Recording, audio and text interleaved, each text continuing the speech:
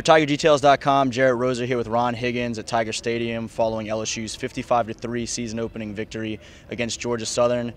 And Ron, we waited an off-season through a lot of hype and anticipation and some skepticism of what was awaiting with this new LSU offense that we've been talking about for so long.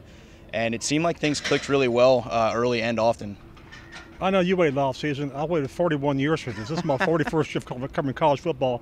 And there's a lot of LSU fans probably after the game were weeping with joy that they actually have an offense that looks like modern college football. I guess the thing I was impressed with the most was just the execution of the offense, getting the plays in, pretty flawless. The formations, going to the right receivers, flawless. And that was on both sides of the ball. I just told Ed Orgeron, I said, that was about as good as a season opener I've ever seen LSU play as far as being prepared and not looking lost at any time. They end up finishing the game with 472 total yards, 350 through the air.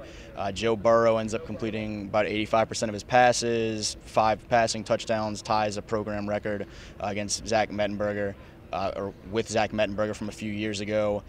And, I mean, as you mentioned, it just all looked clean. It looked like what you're looking for, despite it being Georgia Southern and not a Texas or an Alabama or Auburn.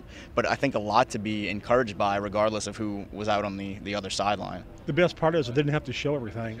Georgia Southern played very basic defense, and so LSU didn't have to show a lot. But what they showed, they were executed perfectly. I said there were very few times where you saw Joe Burrow look confused, like where they go with the ball, or I mean, the receivers. He hit receivers that were covered. He hit receivers that were wide open.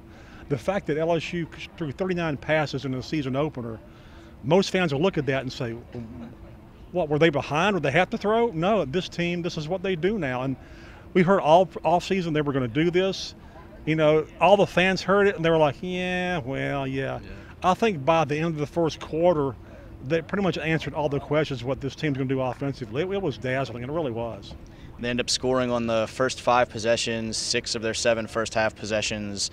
9 different receivers caught passes in the first half. Terrace Marshall, after kind of waiting his turn, has the 3 touchdowns in the first half. And so you just saw so many guys get involved, including the tight ends, which Orgeron joked about to see Thaddeus Moss catch one of the first passes and a couple of tight ends catch passes tonight. I mean, when was the last time LSU had a half where they had more running backs catch the ball than wide receivers? And that kind of speaks to the whole theory of they want everybody to eat, so to speak. Everybody, you know, gets in the offense and gets a piece of it.